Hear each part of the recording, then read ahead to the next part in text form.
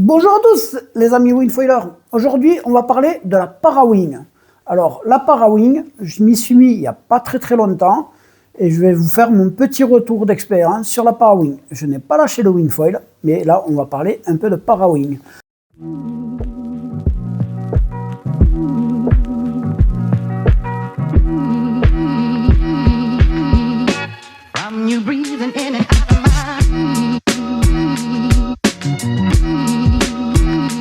Bon, et bien avant de parler de la Parawing, pense à t'abonner. Allez, je te fais mon petit débrief sur la Parawing, ce que j'en pense. Si tu veux t'y mettre, franchement, ça va vachement t'aider. La première chose à savoir, franchement, je m'y attendais pas du tout, mais ça te démonte les bras.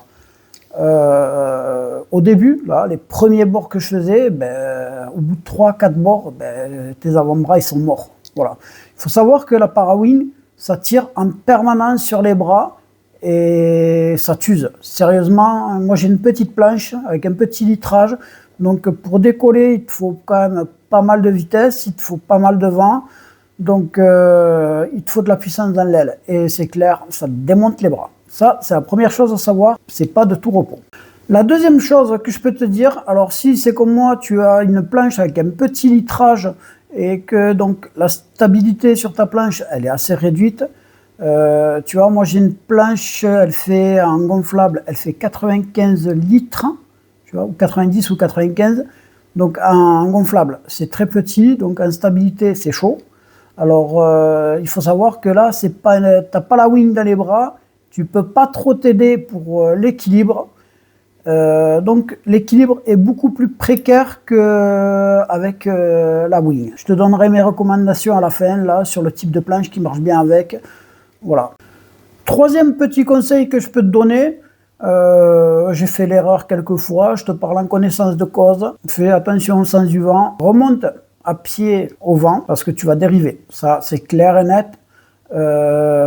Tant que tu voles pas, sérieusement, je ne suis pas arrivé à remonter au vent. S'il y en a qui y arrivent, tant mieux pour eux. Mais dans mon cas, j'ai essayé, c'est chaud.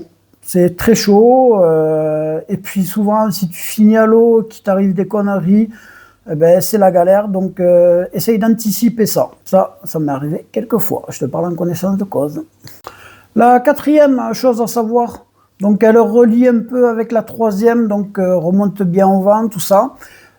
C'est que tout simplement, c'est qu'au début, quand tu chies tes jibes ou tu fais des manœuvres, tu les loupes, que tu te mets à l'eau et que tu mets la voile dans l'eau, souvent elle se remplit d'eau et pour la sortir de l'eau, c'est une galère sans nom. Quand elle passe pas sous ta planche, que tu fais pas des nœuds dans tous les sens et qu'il faut pas rentrer à la nage. Ça, je peux te dire, ça m'est arrivé quelques fois de rentrer à la nage parce que tout simplement, j'ai chié un jibe, je me suis posé, j'ai posé la voile devant, elle est passée sous ma planche. Voilà, tu fais 3-4 nœuds et dans l'eau pour défaire les nœuds, c'est super compliqué. Vaut mieux les défaire sur la plage. C'est assez simple de les défaire, mais dans l'eau, ça devient vite une galère. Et sérieusement, avant de trop dériver, je préfère rentrer. Moi, c'est mon cas. Voilà, je t'explique et je te donne mes conseils, ce que j'en pense, tout simplement.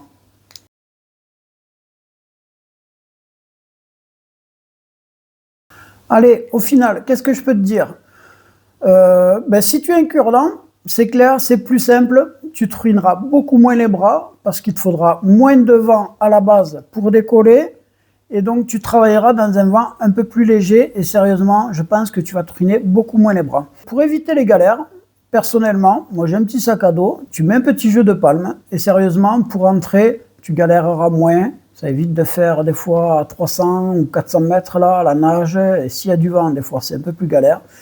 C'est clair, je te parle en connaissance de cause, c'est sûr. Parce que les nœuds, ça va t'arriver si tu t'y mets. C'est pas si simple que ça. Moi, j'ai pas trouvé ça si fun. Je lâcherai pas la chose pour autant. Donc, je vais persévérer et je te continuerai mes petits retours d'expérience sur la Parawing. Alors, si tu as des commentaires à rajouter ou partager ton expérience, franchement, c'est super bienvenu. Moi, j'ai une 4 mètres de chez Gong, la plus. Franchement, niveau tarif, elle est pas chère, elle fonctionne bien. C'est peut-être celle que je te recommande parce que niveau tarif, elle est super bien placée. Je ne suis pas sponsorisé par Gong, c'est clair. J'en ai Mais c'est celle que j'ai, sérieusement, j'en suis content. Après, on verra plus tard pour mon choix.